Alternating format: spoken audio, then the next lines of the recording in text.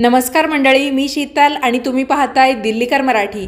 या व्हिडिओमध्ये मी तुम्हाला दही भाताचा एक अतिशय प्रभावी उपाय सांगणार आहे, जो अमावस्येला केला जातो। तुमच्यापैकी बरेचसे जण हा उपाय करत सुद्धा असतील, कारण खूप जुन्या काळापासून चालत आलेला अतिशय प्रचलित आणि प्रभावी असा हा उपाय आहे। हा उपाय केल्यामुळे आपल्याला बऱ्याच प्रकारचे फायदे होतात, ते सुद्धा तुम्हाला याच व्हिडिओत जाणून घ्यायला मिळतील। बऱ्याच जणांकडून दही भाताचा हा उपाय करताना काही चुका होतात, त्यामुळे या उपायाचा कोणताही प्रभाव तुम्हाला बघायला मिळत नसेल, तर आजच्या या व्हिडिओत आपण दही भाताचा उपाय योग्य पद्धतीने कसा करावा, कोणकोणत्या कारणांसाठी हा दही भाताचा उपाय केला जातो, यामध्ये कोणत्या चुका करणं आपण टाळलं पाहिजे, या सर्व गोष्टींची माहिती तुम्हाला या व्हिडिओतून मिळेल। तेव्हा व्हिडिओ शेवटपर्यंत पहा। चॅनलवर नवीन असाल तर सबस्क्राइब करा आणि व्हिडिओ पाहत असताना सर्वांनी कमेंट्समध्ये लिहा जय माता दी। चला तर मग व्हिडिओला सुरुवात करते। मंडळी, सर्वात प्रथम दही भाताचा हा उपाय नक्की कोणकोणत्या कारणांसाठी करावा याची माहिती मी तुम्हाला देते। सर्वात पहिली गोष्ट म्हणजे आपल्या घरामध्ये जर वास्तुदोष असतील तरी सुद्धा आपण दही भाताचा हा उपाय दर अमावस्येला करू शकतो। दुसरी गोष्ट म्हणजे आपल्या घरामध्ये पितृदोष असतील, म्हणजे पित्रांच्या आत्म्याला सद्गती मिळावी किंवा पित्र आपल्यावर नाराज असतील, त्यांचा आशीर्वाद आपल्या पाठीशी कायम राहावा किंवा आपले पित्र सदैव संतुष्ट राहावे, या कारणासाठी सुद्धा आपण प्रत्येक अमावस्येला हा दही भाताचा उपाय करू शकतो। तिसरी गोष्ट म्हणजे आपल्या घरातील लहान मुलाबाळांना म्हणा किंवा कोणत्याही वयाच्या व्यक्तींना म्हणा, जर वाईट नजर लागलेली असेल, ज्याला आपण दृष्ट लागणं म्हणतो, ज्यामुळे तुम्हाला त्यांच्या वागण्या बोलण्यामध्ये काहीसा बदल जाणवतोय, जसं की लहान मुलंबाळं दृष्ट लागली तर काही खातपीत नाही किंवा मग खूप चिडचिड करतात, सतत रडत असतात। मोठ्यांचं म्हणाल तर त्यांचं डोकं दुखतं, ते जे काही काम करतात त्यामध्ये त्यांना रस राहत नाही किंवा त्यांचाही स्वभाव चिडचिडा बनतो, त्यांच्या प्रगतीमध्ये या क्षुल्लक गोष्टींवरून बाधा यायला लागतात, तर या कारणांसाठी सुद्धा दही भाताचा उपाय करण्याची पद्धत आहे। आणि चौथी गोष्ट म्हणजे आपल्या घरामध्ये अमावस्या पौर्णिमा या ठराविक तिथींच्या दिवशीच किंवा अमावस्या पौर्णिमा जवळ आली की या ठराविक तिथींनाच कटकटी व्हायला लागतात, खूप जास्त भांडणं होतात। कारण तसं सबळ नसतं की भांडणं झाली पाहिजेत, अगदी छोट्या छोट्या गोष्टी असतात किंवा मग काही जणांना अमावस्या पौर्णिमेच्या वेळा भीती वाटते, मन सैरभैर होतं, तर या कारणांसाठी सुद्धा हा दही भाताचा उपाय आपल्याला करायचा असतो। फक्त प्रत्येक गोष्टीमध्ये दही भाताचा उपाय जेव्हा आपण करतो तर त्यामध्ये थोडेफार बदल आहे, तर ते बदल कोणते तेही मी तुम्हाला प्रत्येक कारणानुसार सांगत जाईल। सर्वात प्रथम आपण दही भात कसा बनवायचा याबद्दलची माहिती घेऊ। दही भात बनवण्यासाठी आपल्याला तांदूळ लागतील, तर ते तांदूळ तुम्ही साधारणतः तुमची एक मूठ भरेल एवढे घ्यायचे आहे। तांदूळ तुम्ही व्यवस्थित निवडून घ्या, त्यामध्ये कोणत्याही प्रकारचा कचरा वगैरे ठेवू नका। आणि हे जे तांदूळ आहे ते आपण एकदा निवडले की डायरेक्टसुद्धा पाण्यामध्ये शिजायला टाकू शकतो, किंवा मग तुम्हाला जर ते धुवून घ्यायचे असतील तर ते तुम्ही धुवूनसुद्धा घेऊ शकता, काही हरकत नाही। तर पाणी उकळत ठेवायचं, त्यामध्ये मीठ किंवा तेल अजिबात टाकायचं नाही आहे। तर या पाण्यामध्ये आपल्याला तो धुतलेला तांदूळ असेल किंवा फक्त निवडलेला तांदूळ असेल तर तो शिजायला टाकून द्यायचा आहे। अळणी भात आपल्याला शिजवून घ्यायचा आहे।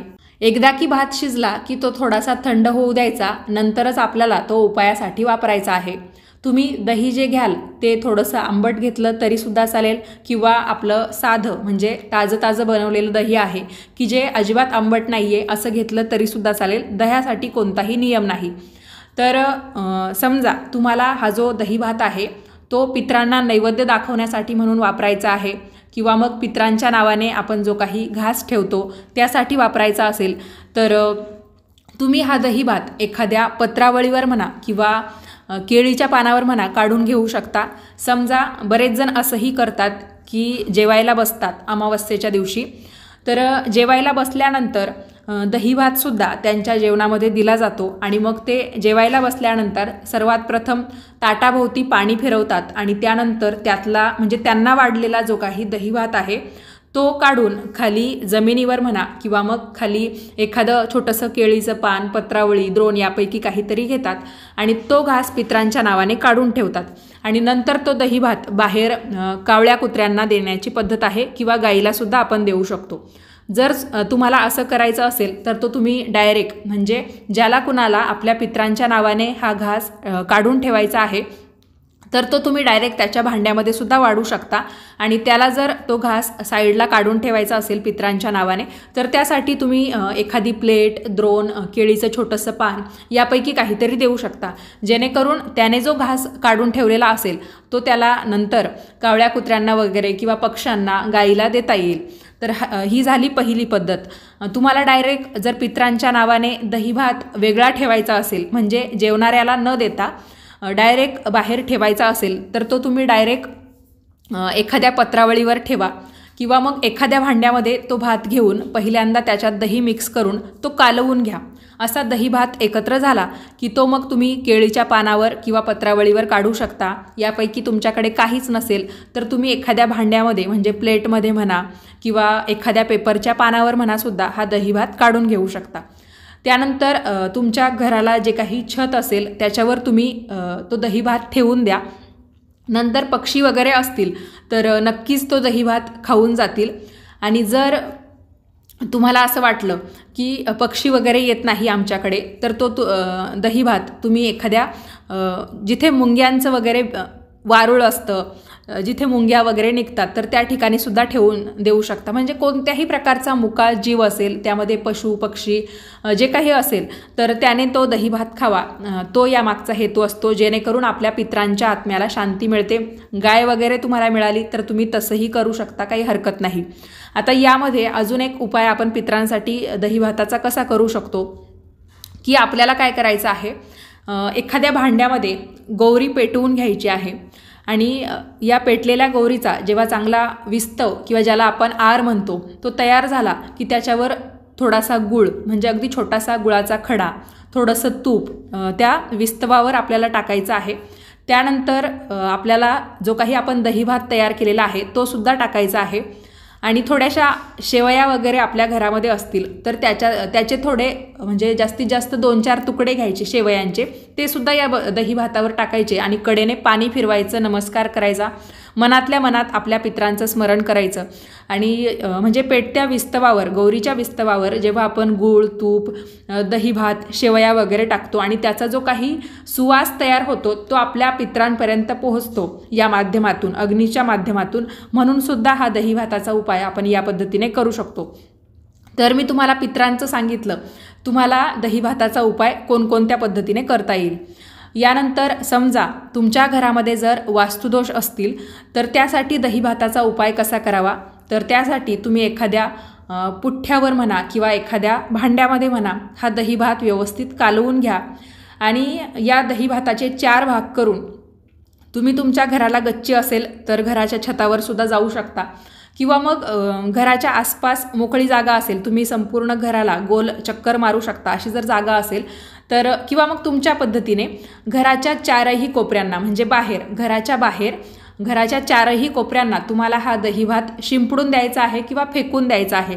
त्यासाठी मग तुम्ही दही भाताचं जे काही मिश्रण आहे ते थोडंसं पातळसर केलं तरी सुद्धा चालेल, घट्ट ठेवलं तरी सुद्धा चालेल। आणि यामध्ये आपण कोणत्याही प्रकारची करणी बाधा किंवा काही वेगळा प्रकार करत नाहीये, त्यामुळे घाबरून जाण्याचं काही कारण नाही। अतिशय जुन्या काळापासून चालत आलेला हा उपाय आहे। तुमच्या घरातील जे तुमचे वडीलधारे किंवा तुमचे आजी आजोबा जे असतील ते सुद्धा तुम्हाला या उपायाची अगदी सहजपणे माहिती देऊ शकता की हो आम्ही आमच्या वेळेस हे करायचो, किंवा मग त्या सांगत असतील, तुमच्या आजी वगैरे असतील तर त्या सुद्धा तुम्हाला सांगत असतील की आमच्या सासूबाई होत्या किंवा आमच्याही अगोदरची जी काही पिढी होती ती अमावस्येला किंवा पौर्णिमेला हा उपाय करायची। त्यामुळे घाबरायचं काही कारण नाही। अगदी योग्य पद्धतीने, म्हणजे मी जसं तुम्हाला सांगितलं की भात बनवताना मीठ टाकायचं नाही आणि जो काही उपाय आपण आता समजा वास्तुदोषासाठी तुम्ही जर हा उपाय केला, घराच्या 4ही कोपऱ्यांना तुम्ही दही भात शिंपडून आले किंवा डायरेक्ट आपण फेकल्यासारखं केलं तसं करून आले तरी पण काही हरकत नाही। पण घरात आल्यानंतर तुम्हाला तुमचे हातपाय जे आहे ते स्वच्छ धुवायचे आहे। त्यानंतर तुमच्या देवी देवतांचं, म्हणजे घरामध्ये जो काही आपला देव्हारा असतो तिथे जाऊन दर्शन घ्यायचं आहे। घरातील ज्या काही अडीअडचणी आहेत त्या मिटाव्या यासाठी प्रार्थना करायची आहे। नंतर तुम्ही तुमच्या कामाला लागू शकता। आता वास्तुदोषासाठी जेव्हा तुम्ही घराच्या 4ही कोपऱ्यांना हा दही भात फेकण्याचा उपाय करता तर तो उपाय तुम्ही अमावस्येच्या दिवसभरात कधीही करू शकता, किंवा यासाठी अतिशय उत्तम वेळ कोणती असं तुम्ही म्हणाल तर तुम्ही जेव्हा दिवा लावण्याची वेळ होते संध्याकाळची, तिन्ही सांजेची, तेव्हा सुद्धा तुम्ही हा उपाय करू शकता। आत्तापर्यंत मी तुम्हाला पितृदोषासाठी दही भाताचा उपाय कसा करावा ते सांगितलं, त्याचबरोबर वास्तुदोषासाठी कसा करावा हे सांगितलं. आता यानंतर मी तुम्हाला सांगणार आहे, जर आपल्या घरातील लहान मुलाबाळांना किंवा घरातील कोणत्याही वयाच्या व्यक्तींना दृष्ट लागलेली असेल, वाईट नजर लागलेली असेल, की ज्यामुळे त्यांच्या वागण्या बोलण्यामध्ये खूप बदल झालेला आहे, तर त्या ज्या व्यक्ती आहेत, तुमच्या घरातील लहान मुलं बाळा असो किंवा मोठ्या व्यक्ती असो, की त्यांचं वागणं परत पूर्ववत व्हावं, म्हणजे लहान मुलं बाळांनी व्यवस्थित खावं प्यावं, त्यांची चिडचिड रडारड कमी व्हावी किंवा त्यांना लागलेली जी काही वाईट नजर आहे ती निघून जावी, मोठ्यांच्या प्रगतीमध्ये या दृष्ट लागल्यामुळे काही बाधा येत असेल, तर हा दही भाताचा उतारा नक्की कसा करावा हे सांगते. तर जो काही भात तुम्ही शिजवून घेतलेला असेल तर तो प्रत्येक उपायासाठी आपल्याला व्यवस्थित थंड करून मगच वापरायचा आहे. तर तो भात थंड झाल्यानंतर त्यामध्ये दही मिक्स करून घ्यायचं आणि एखाद्या भांड्यामध्ये तुम्हाला तो दही भात काढून घ्यायचा आहे. ज्याची दृष्ट तुम्हाला काढायची आहे किंवा ज्याच्यावरून तुम्हाला हा उतारा करायचा आहे, त्या व्यक्तीला तुम्हाला तुमच्या घराच्या मुख्य दाराच्या उंबऱ्यामध्ये बसवायचं आहे. जर तुम्हाला हे शक्य नसेल तर तुम्ही घरामध्ये, म्हणजे जिथे मोकळी जागा असेल, जिथे आपण त्यांना बसवू शकतो अशा ठिकाणी बसवलं तरीसुद्धा चालेल. पण जेव्हा कधी अशी दृष्ट काढायची असते तेव्हा त्या व्यक्तीला घराच्या मुख्य दाराच्या उंबऱ्यामध्ये बसवण्याची पद्धत असते. पण ठीक आहे, जसं तुम्हाला जमेल तसं तुम्ही करू शकता. तर त्या उंबरठ्यावर किंवा मोकळ्या जागी जिथे तुम्ही दृष्ट काढायला त्या व्यक्तीला बसवलेला आहे, तर एकतर तुम्ही त्याच्या डोक्यापासून पायापर्यंत 7 वेळा तो दही भात उतरवू शकता किंवा मग आपण जसं ओवाळतो, सुलट्या बाजूने ओवाळतो, तर इथे उतारा करत असताना आपल्याला उलट्या बाजूने ओवाळायचं आहे. म्हणजे ते दही भाताचं भांडं आपल्या हातामध्ये घेऊन त्या व्यक्तीवरून उलट्या बाजूने 7 वेळा आपल्याला ते ओवाळायचं आहे. यालाच उतारा करणं असं म्हणतात. आणि असा उतारा केलेला जो काही दही भात आहे तो कुणालाही खायला द्यायचा नाही. एक वेळ पितरांसाठी आपण जो काही दही भात बनवलेला असतो, समजा तुम्ही तो नैवेद्यात वाढला किंवा पान म्हणून वाढला, तर नंतर त्या दही भातामध्ये थोडंसं मीठ मिक्स करून तुम्ही प्रसाद म्हणून तो खाऊ शकता. कारण पितृश्राद्धामध्ये सुद्धा आपण पितरांच्या नावाने जे काही जेवण बनवतो तर ते खातोच ना. त्या पद्धतीने तुम्हाला जर दही भात खायला आवडत असेल तर तुम्ही काही दही भात उरला तर त्यामध्ये मीठ मिक्स करून किंवा त्यालाच तडका वगैरे देऊन खाण्यासाठी वापरू शकता.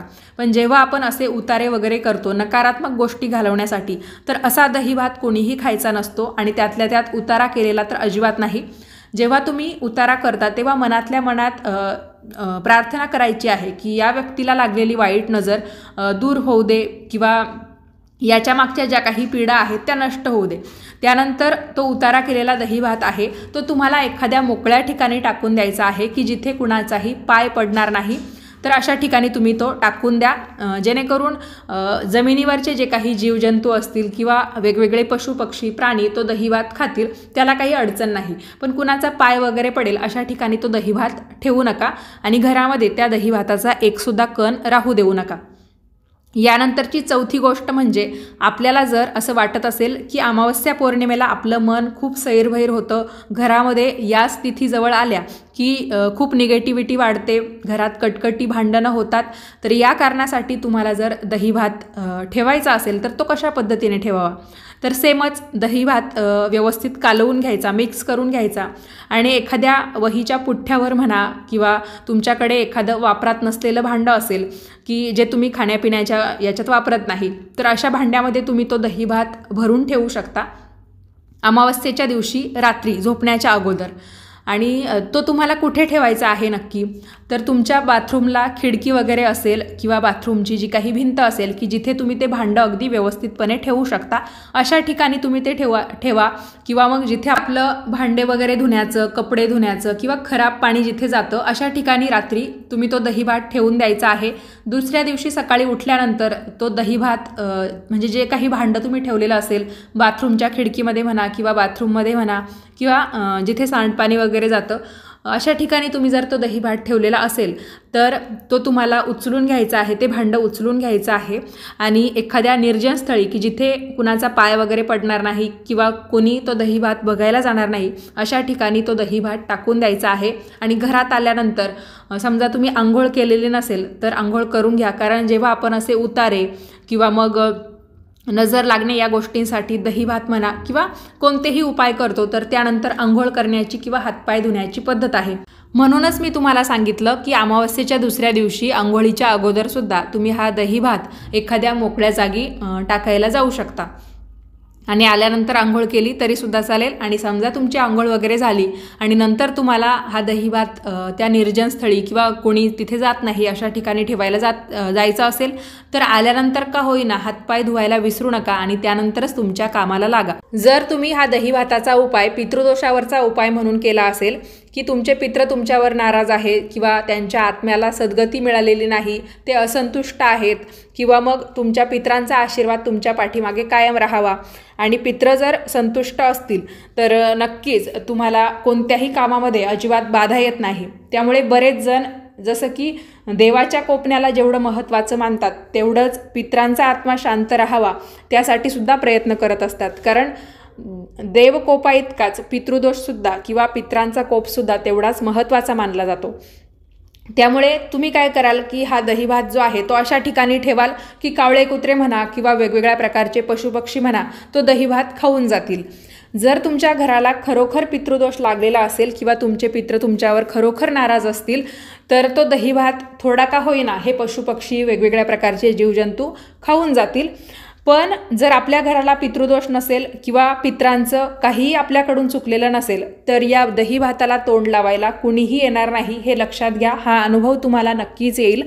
आणि जर समजा तुम्हाला असा अनुभव आला की आजूबाजूला पशुपक्षी होते तरी पण त्यांनी हा दही भात खाल्ला नाही म्हणजे आपल्या घराला पितृदोष नाही हे तुम्हाला समजलं तर तिथून पुढे तुम्ही हा उपाय नाही केला तरी सुद्धा चालेल। फक्त मग दर अमावस्येला एक पितरांची आठवण म्हणून किंवा त्यांचं स्मरण म्हणून किंवा त्यांना नैवेद्य दाखवण्याचा नियम आहे म्हणून तुम्ही त्यांच्या फोटोपुढे वगैरे तो दही भाताचा नैवेद्य ठेवू शकता। नंतर गाईला, कुत्र्याला किंवा कावळ्याला तो नैवेद्य चारून दिला तरी सुद्धा चालतं। कारण इतर वेळा आपण कसं करतो की तो जो नैवेद्य आहे तो ठेवून देतो आणि अशी अपेक्षा करतो की वेगवेगळ्या प्रकारच्या प्राण्यांनी किंवा पक्ष्यांनी येऊन तो नैवेद्य खाऊन जावा, पण इथे आपल्याला स्वतःहून हे करायचं आहे तर मग आपण स्वतःहून त्यांना खायला दिलं तरी सुद्धा चालतं। तुम्ही कोणत्याही 11 अमावस्येला हा उपाय करू शकता किंवा मग कायमस्वरूपी तुम्हाला करायचं असेल तर कायमस्वरूपी सुद्धा पितरांच्या नावाने हा उपाय केला तरी सुद्धा चालतं। दुसरी गोष्ट म्हणजे जेव्हा नजर लागणे वगैरे यासाठी तुम्ही दही भाताचा उतारा करता, समजा तुम्हाला पहिल्या वेळा फरक पडला नाही तर सलग 11 अमावस्येला तुम्ही हा उपाय करत राहा। भलेही मधल्या एखाद्या अमावस्येला तुम्हाला चांगला याचा लाभ मिळालेला आहे, गुण आलेला आहे, तरी पण 11 अमावस्या होईपर्यंत तुम्हाला हा उपाय सतत करत राहायचा आहे। शक्यतो पहिल्या वेळेसच गुण येतो असा बऱ्याच जणांचा अनुभव आहे, पण नाही आला तर मग 11 वेळा आपल्याला म्हणजे 11 अमावस्येला आपल्याला हा उपाय करावा लागत असतो। आणि जो काही वास्तुदोषाचा सांगितला की बाथरूमच्या खिडकीवर म्हणा किंवा सांडपाण्याच्या ठिकाणी तो दही भात ठेवायचा तर तो सुद्धा तुम्हाला जोपर्यंत त्याचा लाभ मिळत नाही, गुण येत नाही तोपर्यंत करत राहायचा आहे। साधारणतः तो सुद्धा 11 अमावस्येला करावा असं शास्त्रामध्ये सांगण्यात येतं। तर नक्की तुम्ही हा सर्वत्र प्रचलित असलेला जुन्या काळापासून चालत आलेला आणि अतिशय लाभदायी असा दही भाताचा उपाय अमावस्येला करत जा। तुम्हाला याचे खूप अनुभव बघायला मिळतील आणि तुम्ही ते मला कमेंट्समध्ये सांगाल सुद्धा। चला तर मग आजच्या व्हिडिओमध्ये एवढंच। हा व्हिडिओ तुम्हाला आवडला असेल, उपयोगाचा वाटला असेल तर व्हिडिओला लाईक करा, जास्तीत जास्त शेअर करा आणि असेच छान छान माहितीपूर्ण व्हिडिओज पाहण्यासाठी आजच दिल्लीकर मराठीला सबस्क्राईब करा। धन्यवाद।